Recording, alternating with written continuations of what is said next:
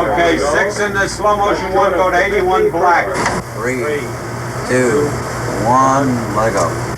That's right, baby. It's the big show. Welcome to Super Beard Bowl, the show where you vote and then the patrons vote. And at the end, we make 8 episodes of monthly mayhem. The next public vote is currently on your screen at home. But this month, it's Jirard Khalil in How Famous is Jirard? And it all starts right now. This month on Super Beard Bowl 5.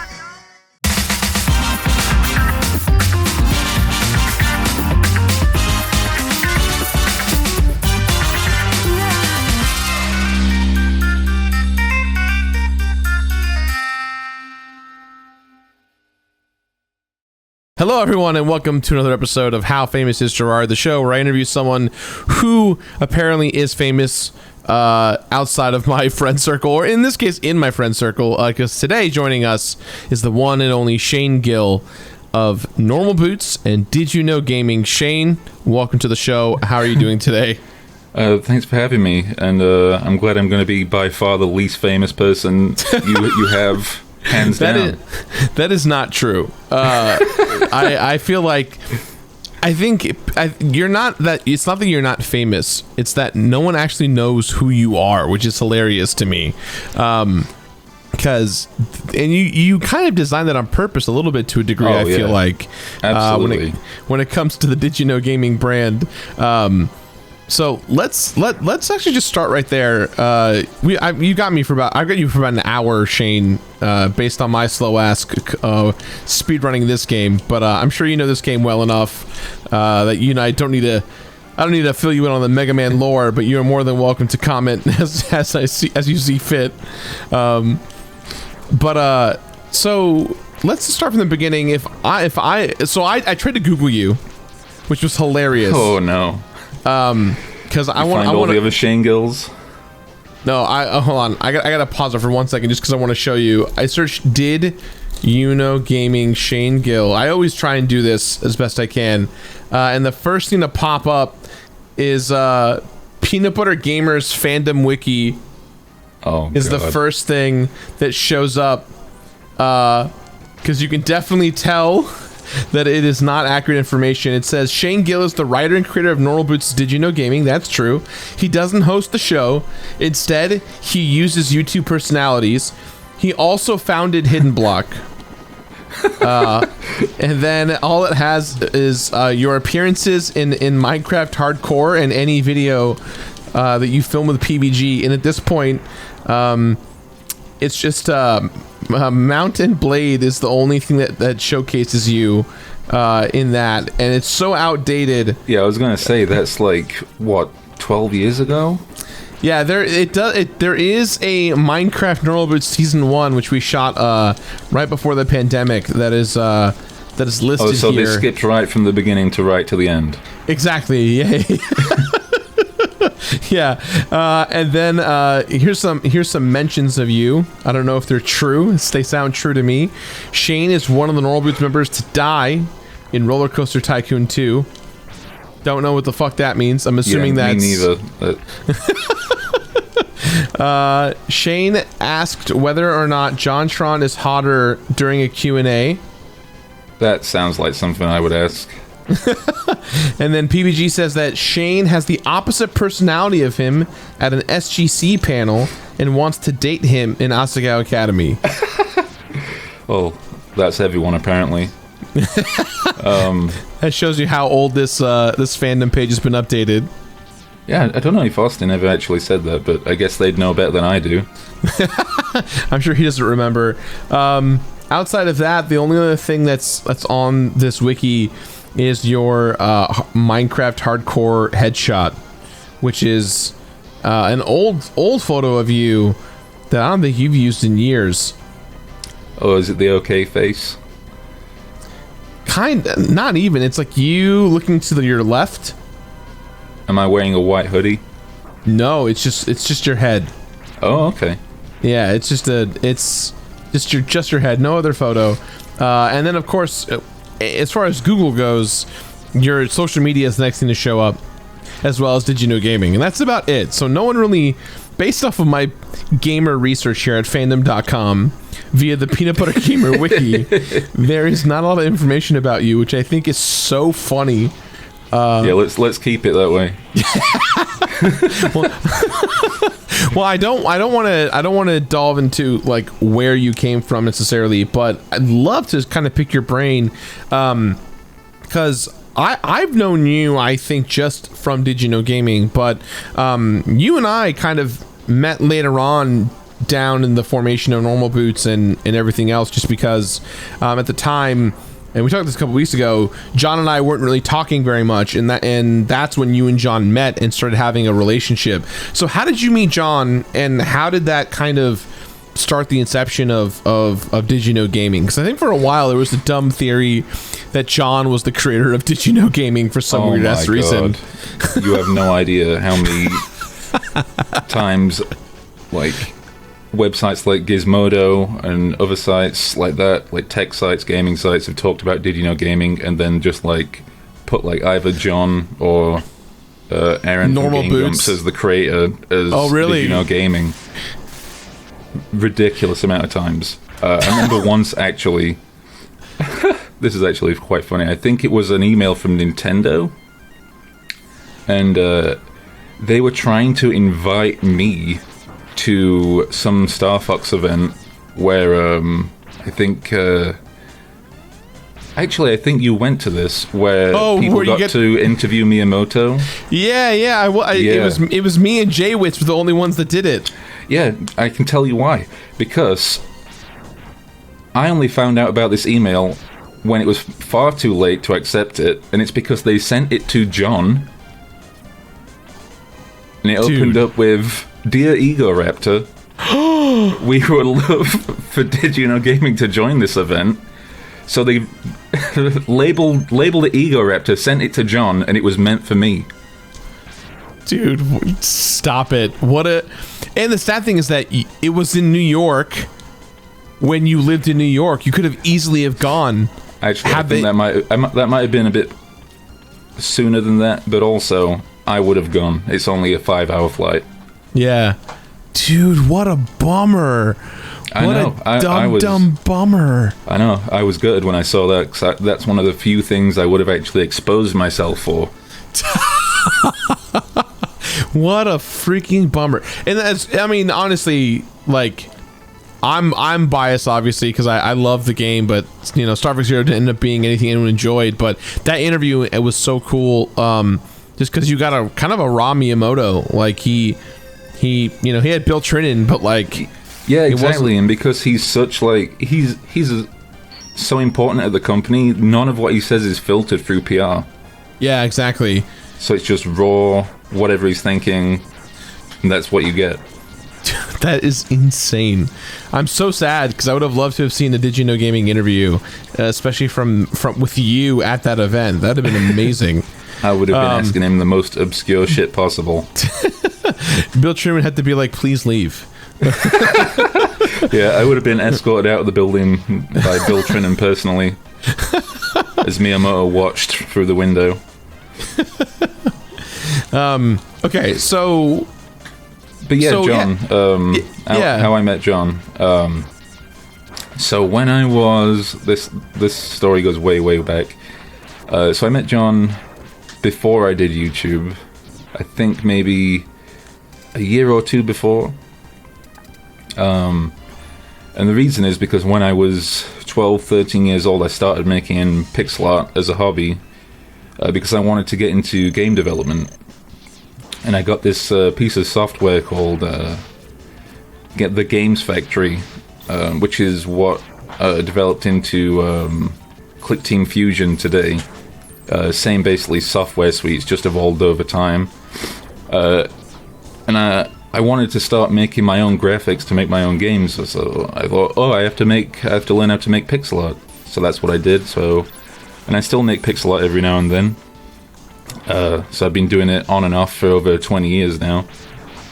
But back then, it was my hobby, and I got better at it and better at it. And when I was 18, I actually got a job offer to go down to London and work as a pixel artist. So I did that, worked as a pixel artist, didn't like London, came back home, worked as a freelance pixel artist. And I was doing that from home up until about the time I met John. And I became aware of John and Austin, actually, through GameTrailers.com. Oh, if yes. you remember the sidebar, when they, at some point, they introduced like a user video highlights reel or something on the side, and they'd like pick a user video that was like, you know, a better quality than normal, and put it and feature it on the side. And they'd featured one of Austin's videos and one of John's videos as well, and that's how I'd found both of them. And I think I found both of them when they were something like 1,000 subs. Wow, it was that early on. Yeah, and I'd subscribed to them. So I'd been watching John's and Austin's videos for, I think, maybe a few months. And then I saw that I got a video in my sub box from both of them announcing a new website, Normal Boots. I'm like, okay, I'll check this out. Went to the site, saw that there was a message board. And on the message board, there was I think there was like 100 members or something, like some activity in all the message boards besides the art section. No one's posted anything there, so I thought, you know, I'll post some of my pixel art there. So I posted my pixel art, got a few comments saying, oh, this is great. And next thing I know, I got a DM from John saying, wow, I'm really impressed with your pixel art. Add me on MSN Messenger. So I started talking to him on MSN Messenger, and he was like, yeah, we want to start making Flash games on Normal Boots, and we need an artist. So we planned to do that, but I don't think that didn't work out. I can't remember exactly why. But we kept talking because we got along, and he eventually asked me to like reskin the Normal Boots website and update it, make it look a little bit nicer. And I drew the original Normal Boots boots, the ones that weren't just ripped from Ocarina of Time. Oh yeah, I totally forgot about those sprites. We've gone through so many rebrandings at this point. I'm just like, they all like kind of blur together.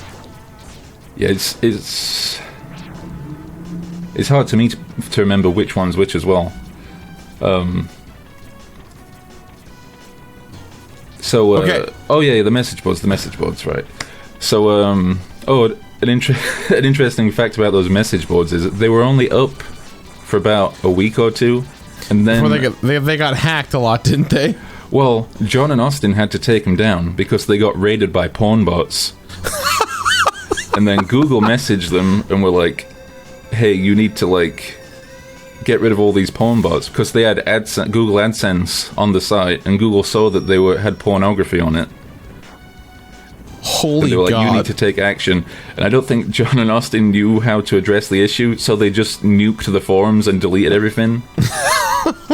So the site only had forums for about 2 weeks, so there was a 2-week window for me and John to meet each other, and it just so happened that we did. Dude, that is so crazy that it was just fate in that way. And since then, you and John have become best friends. Like that really kind of not only was just like a job opportunity gone different, but it was like you guys formed a genuine, real friendship out of it. Oh yeah. We still talk, and you know, obviously you were at John's wedding, but I was the best man at John's wedding. But probably the best man speech I've ever seen in history. It was awful. It was so, dude. We were just talking about the other day. We were at the convention together. I just remember that you're obviously you're from the UK. Your dialect is only so much. People who don't know you where you're from. And every time you did anything that was remotely funny, I just remember no one laughed except for me. I could not laugh any harder because what you were doing was so funny, but I don't think people could understand you or like knew who you were in relation to John. Yeah, It was- I looked up, I think, from my script on my phone a few times, and I saw, like, everyone who knew me was laughing their ass off. And then the entire side of John's family that was Iranian were just like, what? Huh? Just looking off into the distance. Okay, so you meet Shawn. You guys have a friendship. You're doing pixel art on the side / part-time. Before we jump into more about the creation of Did You Know Gaming, because I didn't know about this until you and I did a panel like 2 weeks ago. You actually worked on some actual big game projects, kind of under the radar. You worked on the Wii port of freaking Cave Story. That's crazy to me. Yeah, I went uncredited on that, and for a reason. It's because they ended up not using my art, even though I made it all and they were using it at one point, but then they just didn't, and there was an issue with that. I won't go into it too much, but I'll just say this: the guy who I was in communication with was the guy who ran the company. Is it Nicholas? Yeah, the guy who ran the company. And I'll just say, there's a reason he got mega cancelled like 5 years ago. Yeah. Not the best person to work with. Not very trusting. Yeah, that's all I'll say about that. So you worked... go ahead. Other than Cave Story, I did a bunch of indie games. Like, none of them were like mega popular, but some of them were received quite positively. Did a lot of work on iPhone games, and then those games we did PC versions of them and stuff like that. What was the most fun game you worked on that you're like really proud of? Oh, most fun. I'm quite a fan of Advance Wars, and we did an Advance Wars clone called Mecha Wars. Basically just Advance Wars, but set in a desert with like fancy characters rather than military, like standardized military characters. Was it a mobile game? It was mobile and PC. It was I can't remember when exactly that was, but it was after the iPhone came out. So we did iPhone and mobile, and I think maybe like a special iPad version. And that was really what like got that game noticed a little bit, because the Apple Store back then, it was just absolute trash. Nothing good on it whatsoever. Some would argue it still is trash, but continue. Especially when it comes to like any kind of strategy game, there was just nothing. So when we made something that was like even semi-decent and comparable to Advance Wars, a lot of the websites like Touch Arcade and like the websites that mobile gamers actually went to get news all reported on it, and reported on it very positively. And that's how that game got a bit of a reputation. But I enjoyed working on that game, because I love Advance Wars, and it was lots of eccentric characters, and I did all the overworld sprites and the battle sprites and the backgrounds and all that, and I actually got to design a lot of the gameplay for that as well. I think that was the first time I actually designed a game professionally. I think my credit for that's actually on Moby Games. Is that game still available for purchase? I think it is on Steam. I can have a quick look, actually. I'd love to, like, when you're in the States next time, like, you and I sit down together and play it. That sounds so cool. Oh, God. If you're willing to, that is. I'll consider it. That's the most kind version of no I've ever heard. You know what? I'm not sure it is.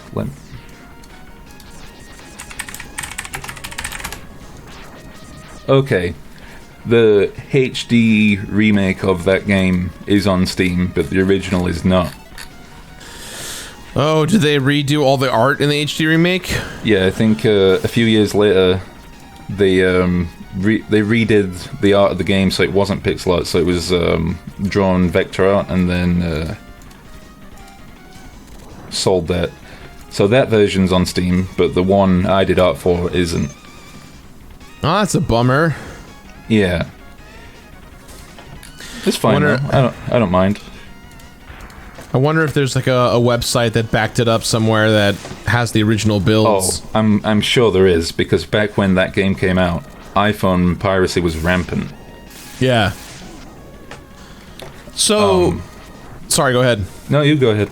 Go ahead. I was gonna say, so even before we have the history before Did You Know Gaming, you have something to do with Spriter's Resources, correct? Oh yeah, that's true. Yeah, I forgot about that. So the original creator of the Sprite Resource was Mark Brown, who does Game Maker's Toolkit. Yeah. Yeah, and when he I think he got to a point where he just didn't want to do it anymore.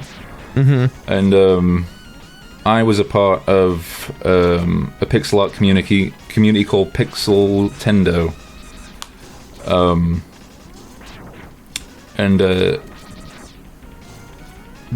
And I was considered like one of the best pixel artists on that forum, so I had a bit of a reputation. And when he stepped down, he gave it to me, and I quickly realized why he didn't want to do it anymore. I only did it for about a year, and I gave it to Daz, who's ran it ever since and still runs it.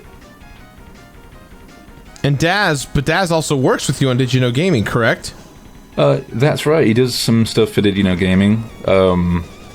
We reconnected, I think maybe like three or 4 years after I started Did You Know Gaming.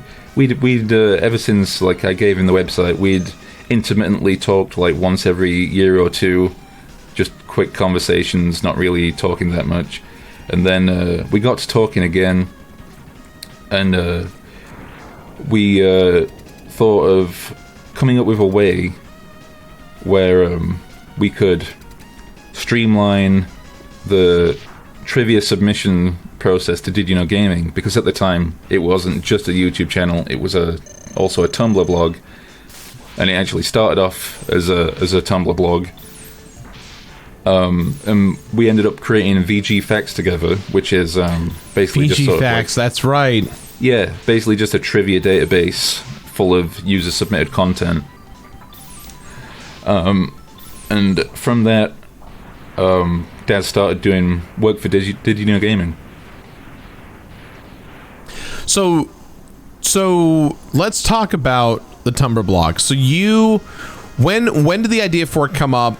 When did you start to really feel the need to change to video? Well, I remember around a few months before I started Did You Know Gaming, these image macros with like just general trivia on them started getting really popular on social media, like particularly Facebook. And it'd just be like lots of science facts, and then occasionally like movie or music facts, and you never saw any that had video game trivia on them. And they all started with Did You Know, and then followed by the fact. So I thought, I'm gonna do something similar, but I'm gonna make it all about video games, because there's no representation for video games in any of these like sites or pages that are doing trivia. So that's why I called it Did You Know Gaming, because everyone would just use Did You Know. So I used Did You Know, added gaming at the end. And I think I created the Facebook page before anything else. So you could say it started off as a Facebook page. But I created the Facebook page, like a Twitter account, Tumblr. And I remember making the first few images, and I think John was one of the people I sent them to before I published anything. I was like, what do you think of these? And he was like, yeah, it's pretty alright. Could probably get a few, maybe a few thousand followers from that. Bit of an underestimate on his end. Yeah. But I honestly didn't even think it'd get that much. I just doing it to just something to do. Yeah. Thought maybe, you know, might get something out of it. Maybe some more connections or something. But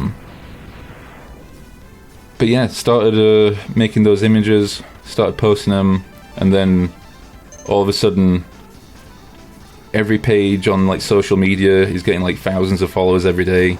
I'm like, Jesus Christ, people like genuinely like this stuff. And I guess they were probably having similar thoughts of like not seeing any representation of video games on those pages.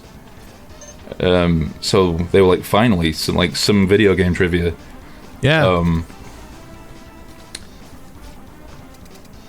So the trivia. So I remember the blog, the Tumblr posts and the Facebook page blowing up.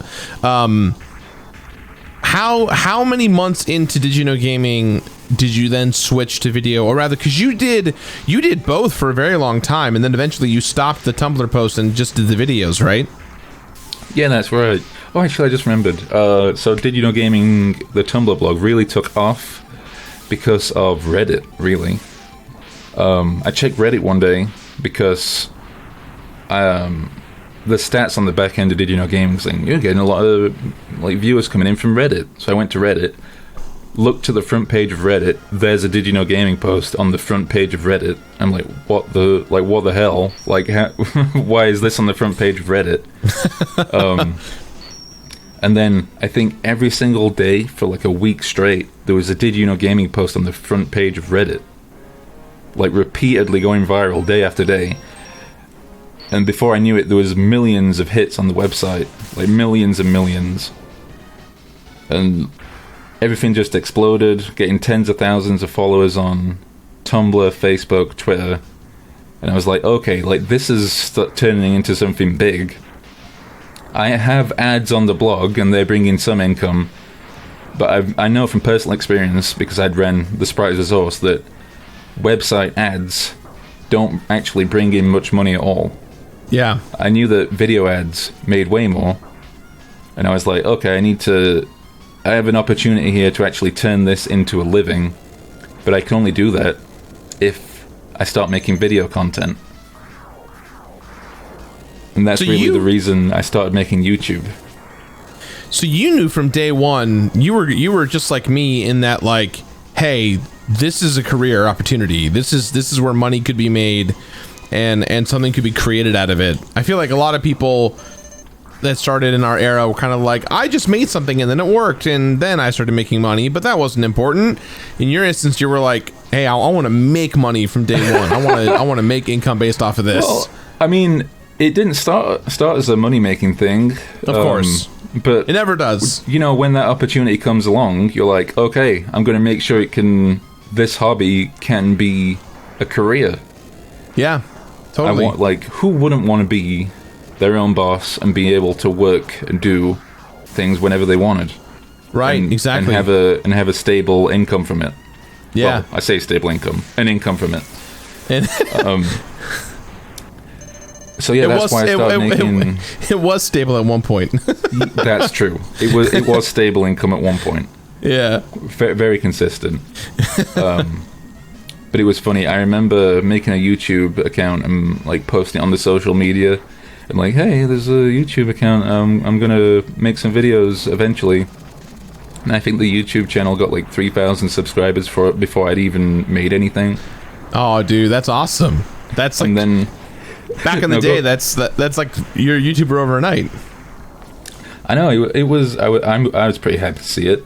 And I was like, oh, if 3,000 people have subscribed before I post the video, maybe another 3,000 will subscribe after I post the video.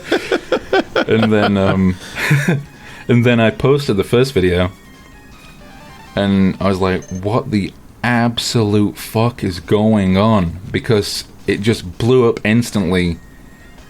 And I think within a month the channel had like 35,000 subscribers with just that one video. I didn't even put up a second video. What was the first video on? Pokemon. No, wait, yeah, Pokemon.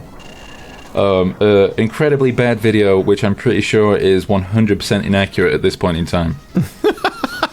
But people loved it regardless. But I remember the onboarding process for Maker Studios, or whatever it was called back then. Was it TGS, the game station? It was the game station, yeah. Yeah, I went through the onboarding process to get the channel monetized with them. And I remember talking to the guy who was getting everything approved, and he was like, oh, there seems to be a mistake. I'm only seeing one video, but the channel has over 30,000 subscribers. And I was like, that's no mistake.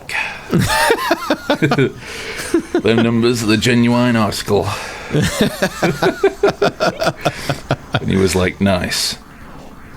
So, okay, so the first video was on Pokemon, and it was voiced by John, right?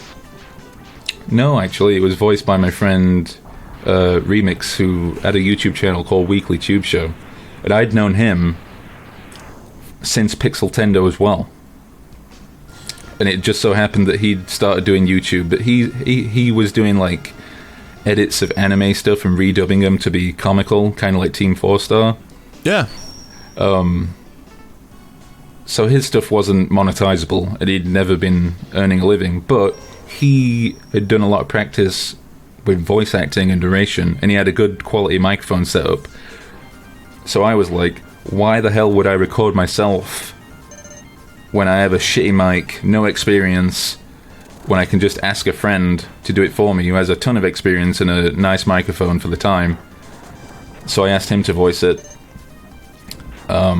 And he voiced the first episode. I think John voiced the second episode, which was a Zelda episode.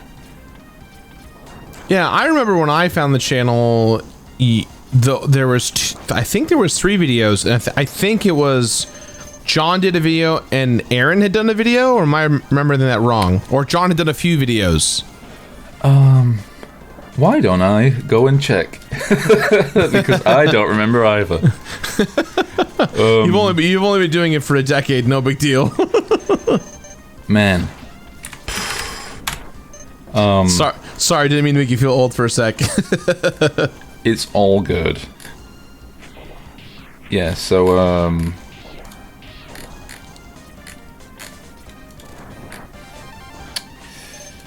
oldest videos, so it was...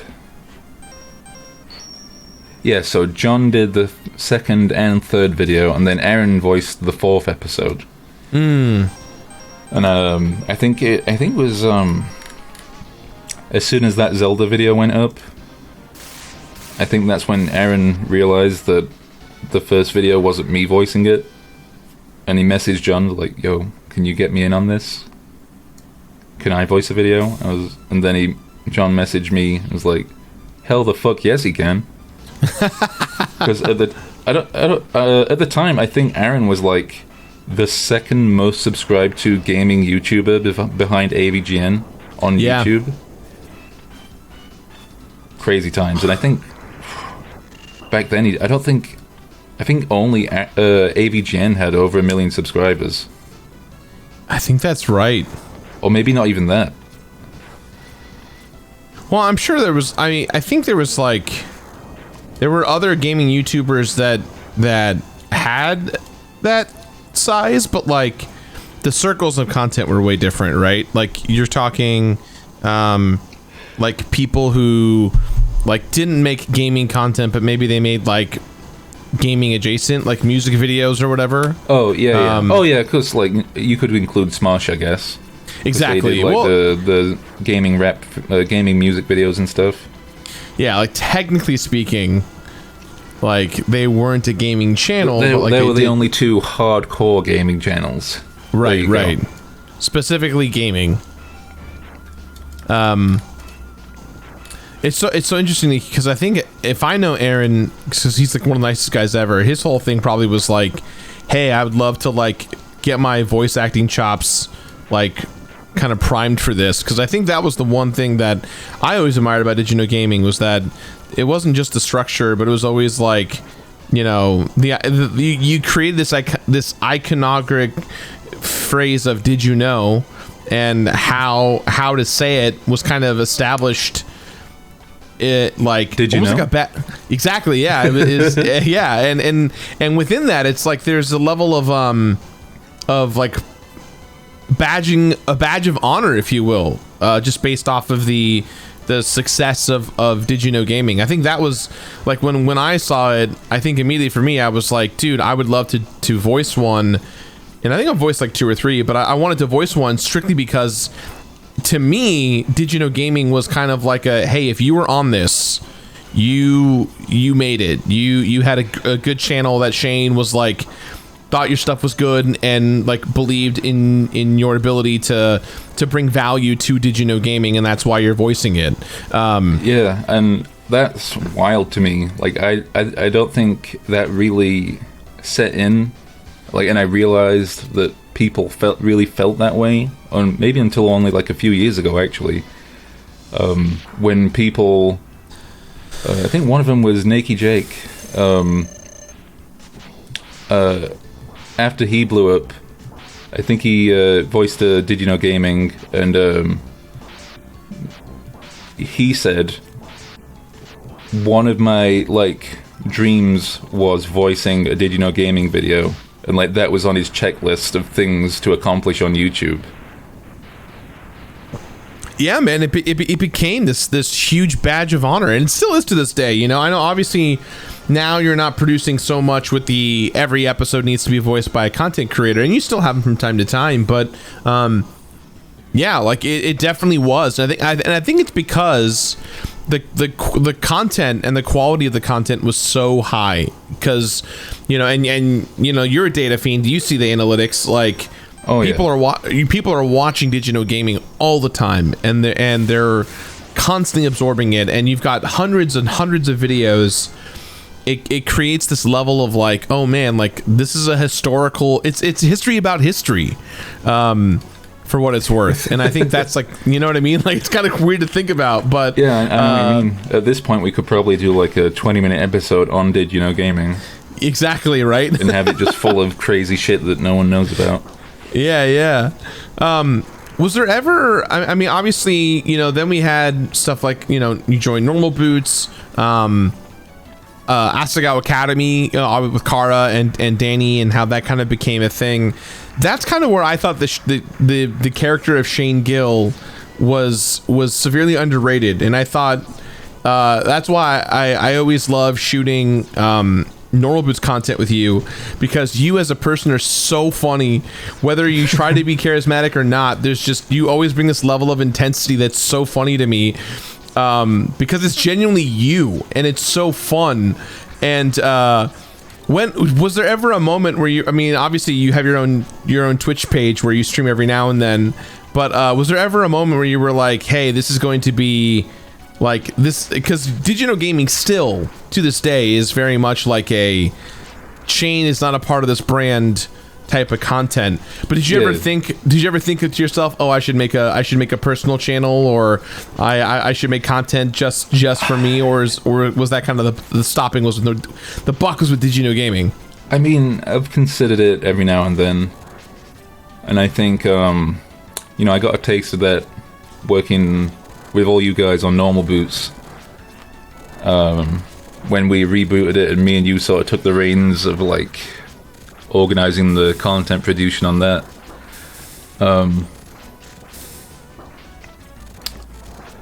I mean, yeah, I've considered it every now and then. I just I think I prefer not being in the limelight, just from seeing all you guys, and like how fame is almost a restriction on everyday life, like particularly for people like John. Like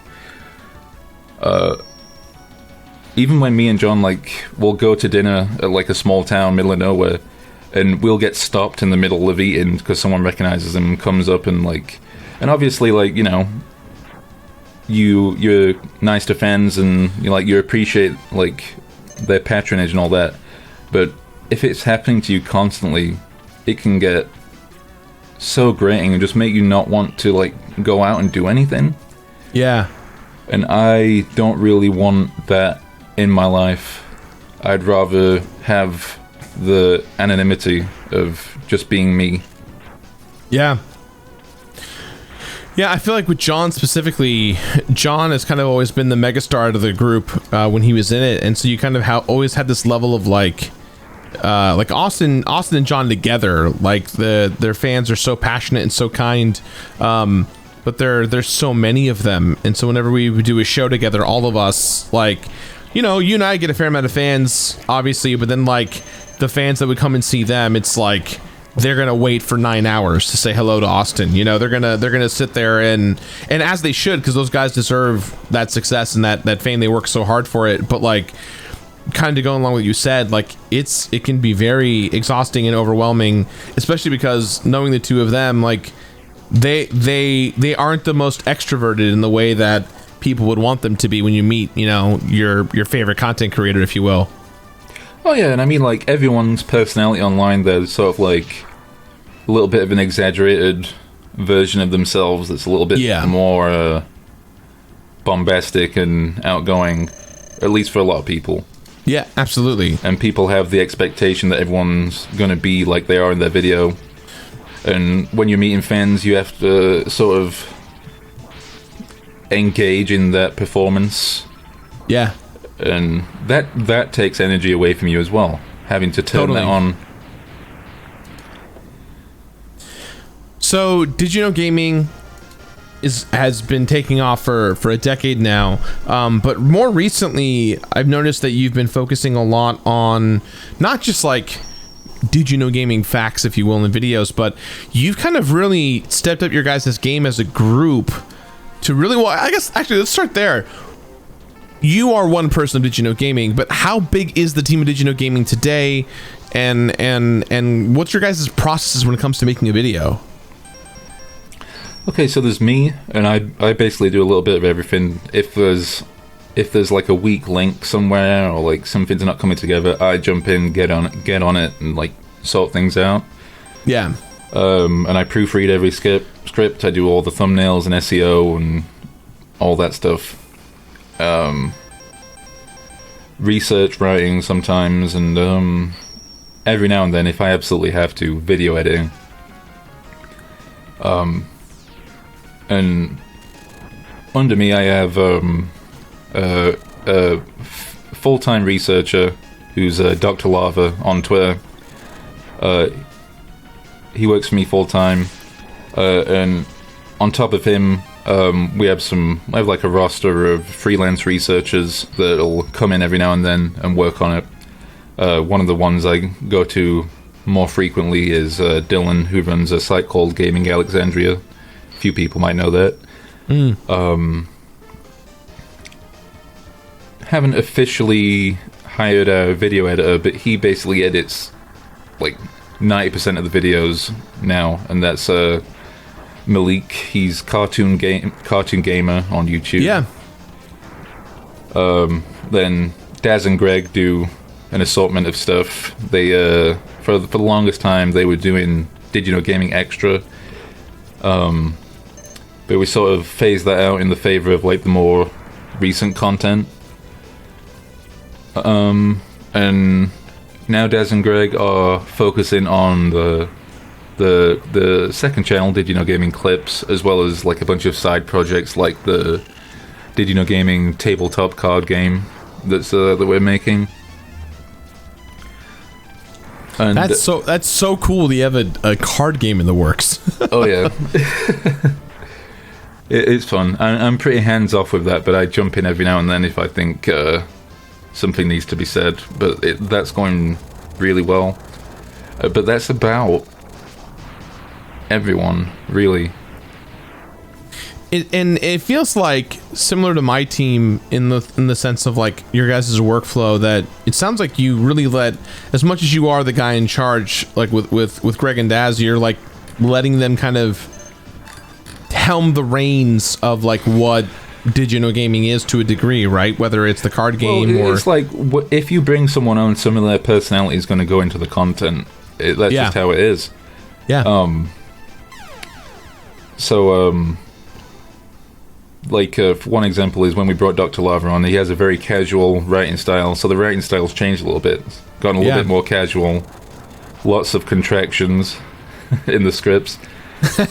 Some I've never heard of before, but I'll allow it. And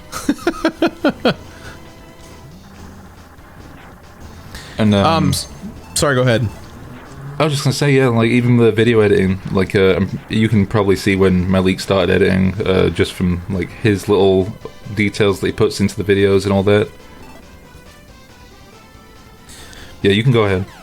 Oh, so with the team, the way that it is, I was gonna say you kind of answered my next question, but I'd love to talk more about that. So you've kind of gone from, you know, hey, this is a video about, you know, video game facts, and now you're kind of pivoting into like game journalism, investigative journalism, but also like video game preservation and uncovering like, and even now you're taking sponsors, and your sponsors are for companies that people haven't necessarily heard of, but you're saying, hey, the reason why you guys should watch these sponsored videos is because it's going to go to the betterment of supporting people like Frank and Kelsey, the Video Game History Foundation, and other organizations. What kind of inspired you to make the change in how that's kind of the outward-facing production process of it, and how are you enjoying it now versus when you first started, which was, you know, PNG, hey, did you know? So, you know, like, Did You Know Gaming's been going for over 11 years at this point. And I think the completion is like 12, 13 years now. Yeah, 12. It'll be 12 in 3 weeks. Yeah, exactly. And like, you hit a point where you just sort of like tired of doing the same thing, and it sort of like starts to be reflected in the content. Yeah. Things get a bit samey. You lose your passion for it, and you see that the audience are picking up on that either consciously or subconsciously, and you can see them getting more disinterested in like the comments and like the views going down a bit and stuff like that.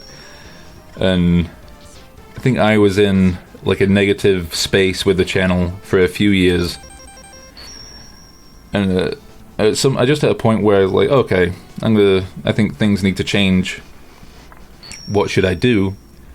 And I think we did a few like little experiments doing more like journalistic things.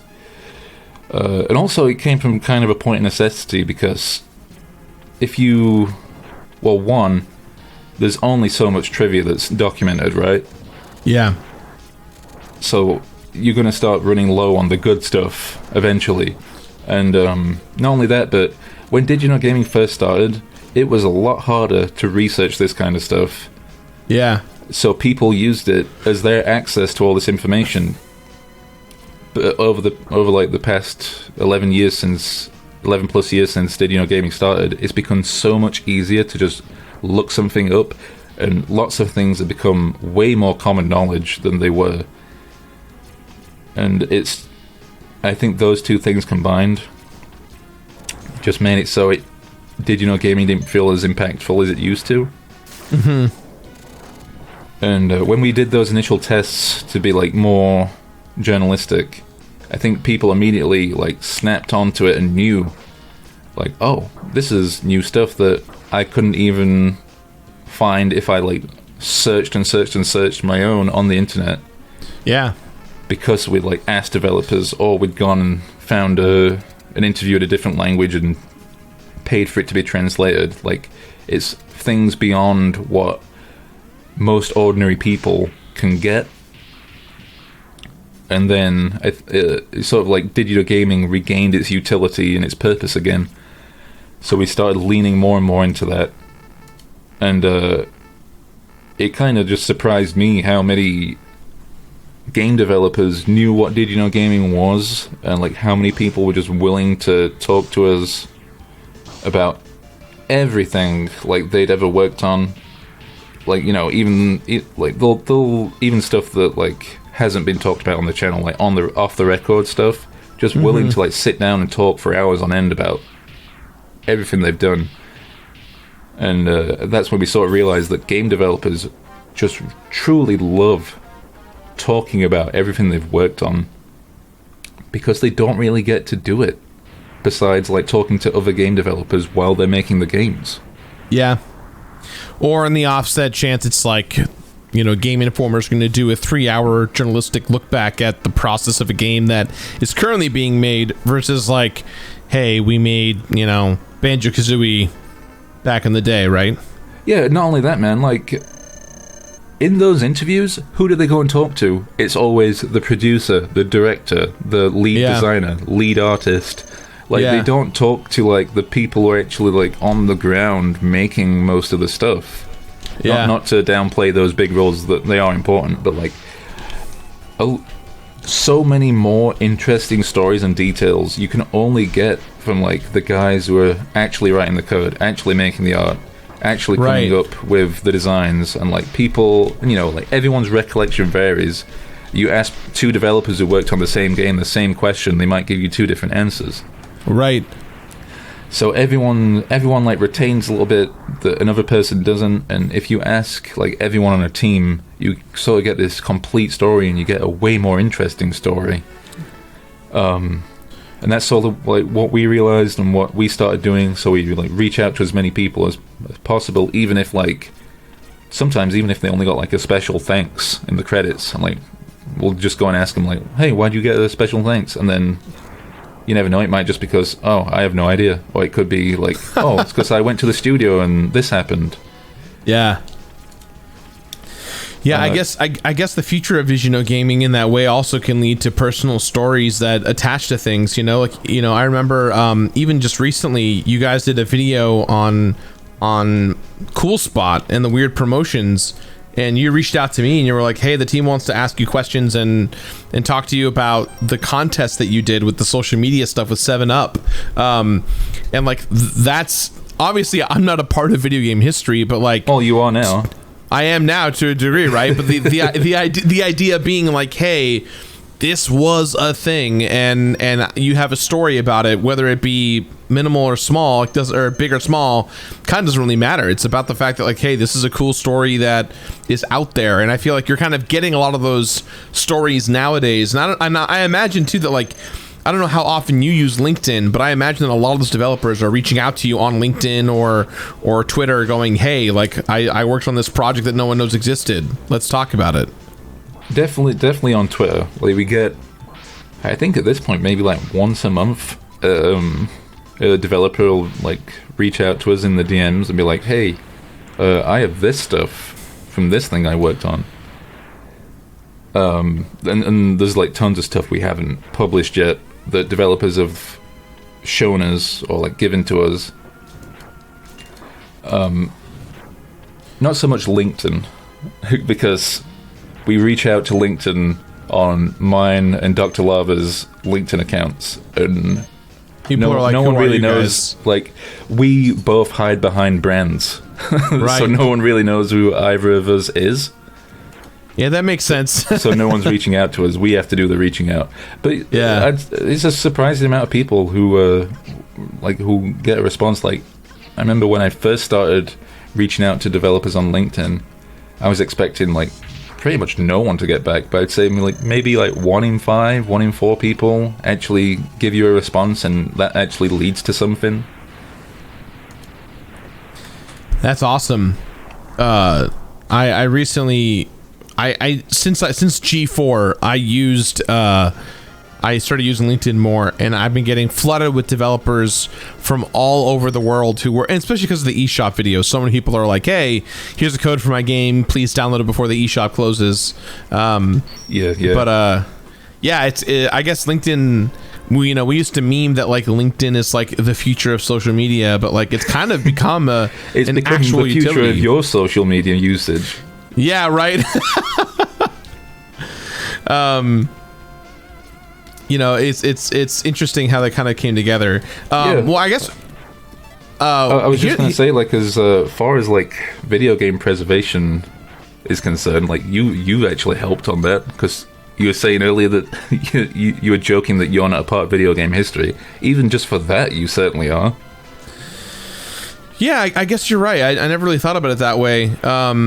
And I think too, like, with the inevitable closing of the Xbox store and our video that we're working on that, like, I think it's one of those things where you know, I didn't want to be the guy that's like fighting the proverbial fight of video game preservation to this degree. All I wanted to do is help freaking Kelsey, but if you even get into video game preservation a tiny amount, that's what it becomes, because you realize no one is helping these guys, and they have so many obstacles, so many corporate obstacles, and it's just a lot of bullshit they have to deal with. A lot of bullshit that no one is thinking about, like the way that like the United States Congress is set up, how they like managed law, and how the corporations are designed to protect themselves. And like they're not even asking like, hey, make video games free. They're asking, we want people to play these video games just like you'd read a book or watch a movie in a library. Why can't we do the same thing? Which is just there's absolutely no reason why we shouldn't be able to do that. Yeah. And the reality is people already are with pirating. So like, stop fighting it and just embrace it in a more legal manner. 100%. It's like, if you don't want people to pirate stuff, do this. This is a good alternative, and like at the very least, you'll get some, you'll get the credit for doing something good. Yeah, and I know now. I was talking to Frank that some video game companies, because of a lot of the public knowledge of video game preservation's become in the last few years, is you have companies that are hiring like almost like on-staff historians to make sure that they are actively backing up the history and creation of these things. I mean, even companies like Square Enix, right? Like, people are always like, man, why did Final Fantasy X and Kingdom Hearts take a million years to port and get over there? It's because they lost the code. Like, the technology breaks. Like, they didn't have the ability to just press the video game button and suddenly Kingdom Hearts 2 is brought back. Like, it's not how it works. But and like, to a certain extent, they could reverse engineer a lot of what was done, kind of like how fans have reverse engineered like Mario 64 and Ocarina of Time to like get like the source code, even though it's not really the source code. Right. Like the people who have that knowledge are not game developers. It's hobbyists who like hack games and stuff. So like, actual game developers don't have that skill set. Yeah. Yeah, it's interesting how just kind of the eyes of time have changed different perspectives, right? Like it's so interesting that things like Jakku and the team at Crowd Control are doing more for video game preservation than most game companies are even willing to do, which is just by allowing people to like mess with the files, like education purposes, learning how to code. I mean, and you can attest to this, like most people just learn by doing, and 100%. Yeah, and you learn that way just by how do I learn how to use a watch? Oh, I take apart a watch and look at it and figure out its inner workings. Like that's how I learned pixel art. Like I would take sprites from games, like cut them up, look at them, see how they work, and try to recreate the same sprite and like build my knowledge that way. And then like I'd recreate it and like it looks wrong, and I'd be like, okay, why does it look wrong? And then like have realizations along the way, and that's how you build your knowledge. Yeah, and it's so interesting because the fact that I feel like so many people would be like, well, I need to learn how to do that. I need to go to a school, and it's like all you really need is discipline, and being able to look at. I mean, obviously, I'm not shitting on art degrees. I have 2 of them. No. But the idea being like, if you're willing to learn and understand and teach yourself and have that discipline, it's like such a, I commend you for the amount of patience you have, because it's not easy. Yeah, and it's like it sounds weird to say, but like even learning is a skill. Like sometimes you need to learn how to learn properly. and once you like realize that you're not very good at learning stuff, and you like improve that, you can learn things so quickly. I think that's that's one thing that working on Did You Know Gaming helped me personally, because I had to like look at very complex things and work out how to communicate them to people who knew nothing about them and like explain them in simple terms. Yeah. And like the first time I did that, it like almost broke my brain, and and then I got better and better at doing it, and now I can just do it like so easily. Like someone gives me a complicated thing, and like I can apply it to other things now. Like I'll read like a really complex paper, like a physics paper or something, and then just turn to someone's like, oh yeah, it basically just means this. Yeah, I was gonna say, like, I know there's not a lot of like video game theses out there, but I imagine that like a part of the research that you're still a part of for Did You Know Gaming involves you reading this fucking ancient ass text that's like 30 pages long about the dissipation of designing Mario in 1996 by Miyamoto, right? There's probably got to be some pretty harrowing, like, holy fuck, this is a slog kind of vibe that you have to kind of get through. Oh, there's definitely some of that.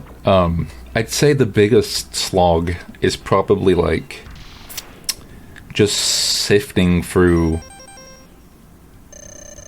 magazine after magazine after book after book after magazine when you've just heard a rumbling of like there might be something in this one magazine, but also like often, like, so let's say if like people referred to a specific issue of like Nintendo, like some Japanese Nintendo magazine, right?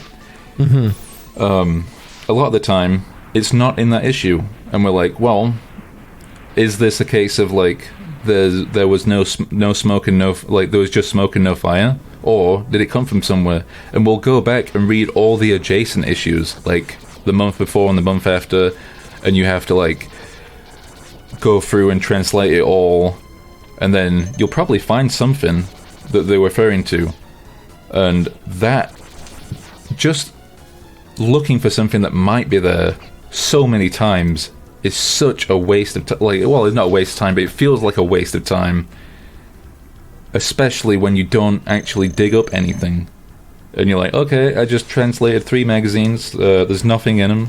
Well, shit, we just wasted like 2 days on that. Time to look up the next the next tip we have. Like, let's search that, hunt that down, see if there's anything there. There probably won't be. Hey, you guys are explorers without your tools. You're just kind of inventing it on the fly, or as we said at G4 almost every day, building the plane as we fly it, which was a term that I hated hearing, but I heard it every day. It genuinely feels like we're treasure hunters, and someone gave us a map that's like ripped in half, and like you can see the first line, and you have a rough idea of where the X is going to be, but you have no idea, so you have to just dig up every single piece of land you can, and then sometimes you find out that the map is bullshit. It's fucking Jolly Roger kind of bullshit. Like either someone found it already, or it's not. Yeah. It's not really there real. Yeah, you look back. You look on the back of the map, lean in. You realize it's some like kid's treasure map from Chuck E. Cheese or something. I want to talk a little bit about your work at G4 because no one really knows, and I mean, like you working on Did You Know Gaming, no one really knew that you were really a key pivotal person in helping me try to save what was left of G4 during the chaos of it. Obviously, we've heard a billion stories online. I've talked a fair amount about it.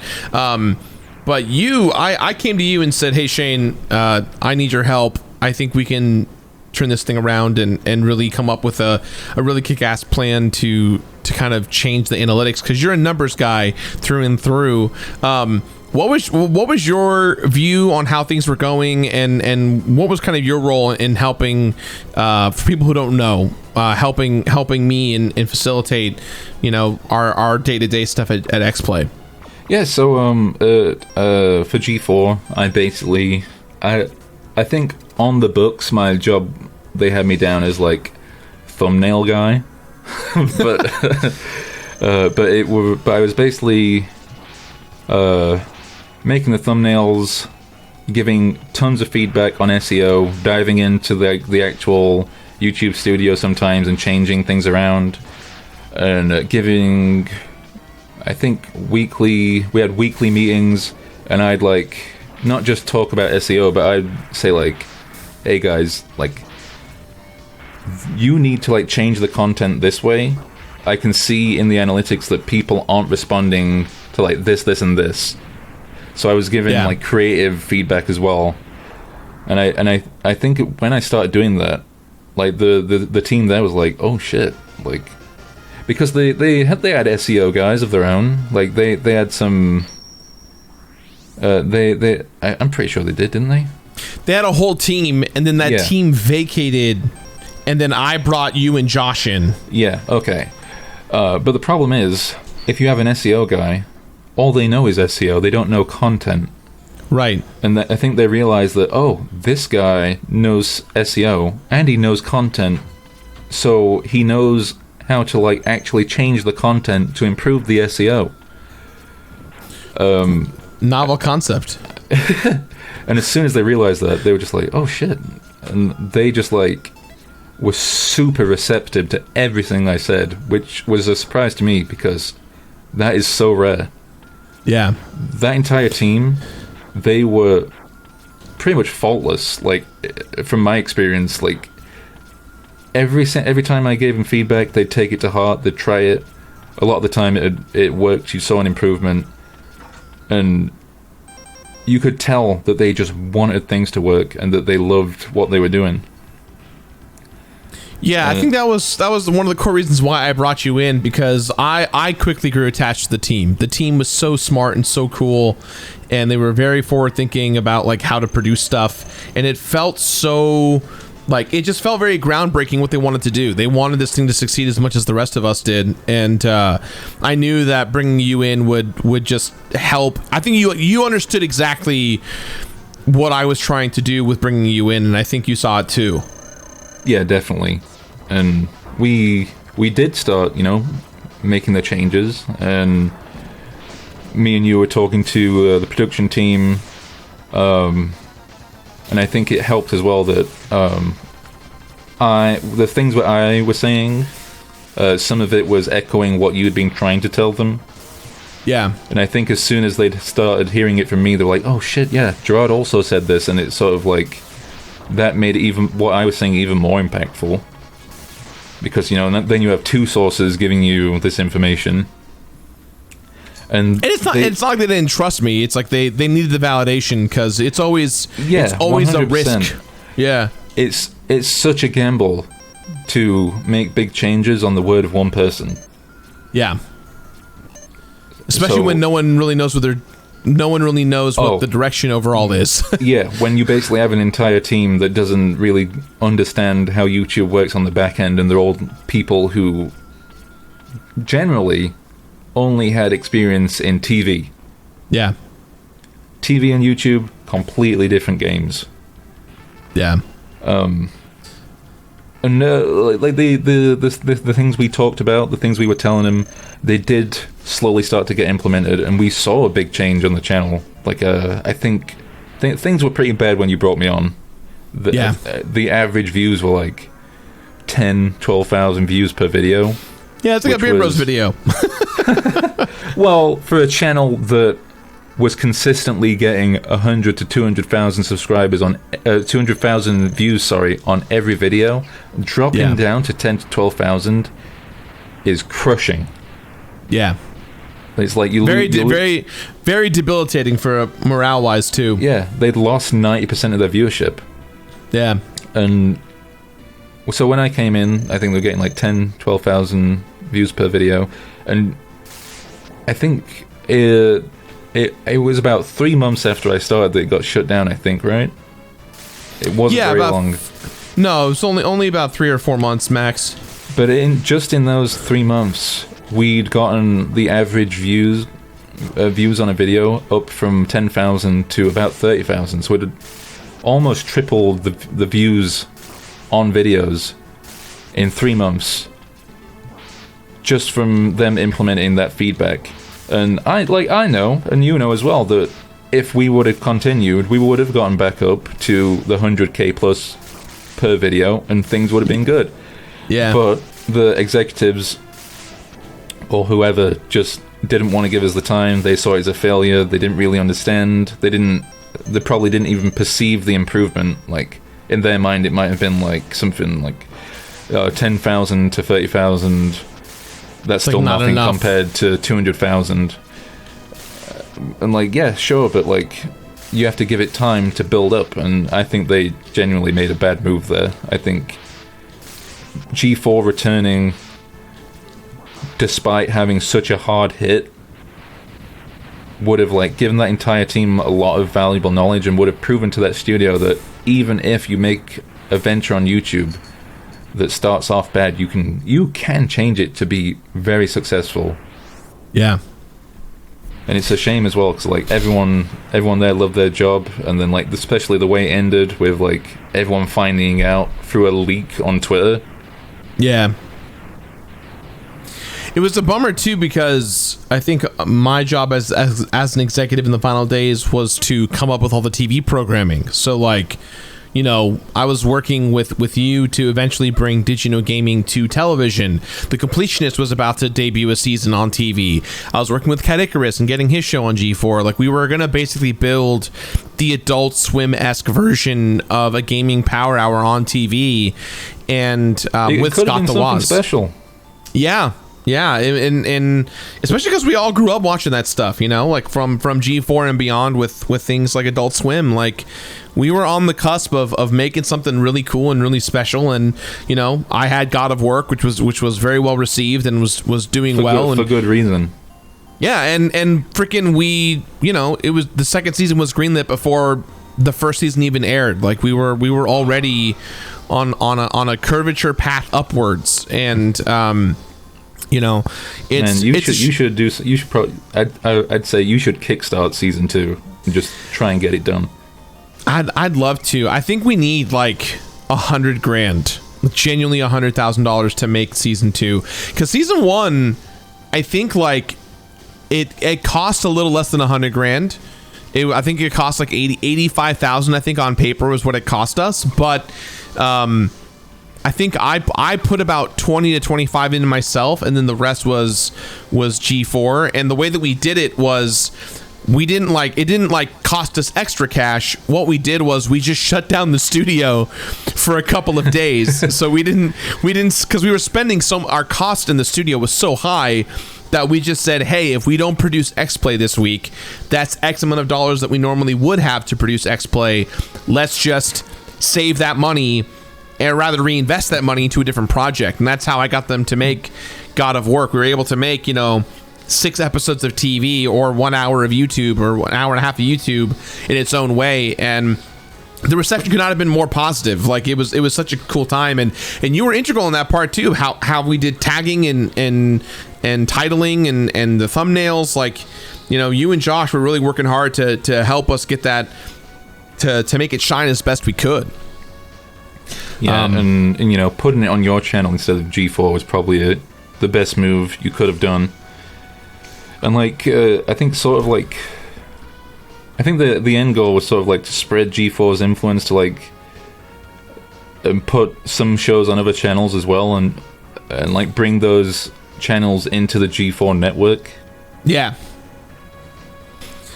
Yeah, we were. I was working on the G4 MCN, which is such a bad word to use, especially nowadays. But we had television ads that were like destroying the market game. Like, just by me joining in G4, just my channel, because my channel was in G4's MCN for only 1 month, and for being in a month, my AdSense quadrupled. Insane. Which is nuts. Like, like I sat there and I was like, oh, this is what I should be making on YouTube. This is what it should be like. If my AdSense quadrupled, I would be off to a desert island, like off to a tropical island, sipping on a coconut, paying someone else to do my job.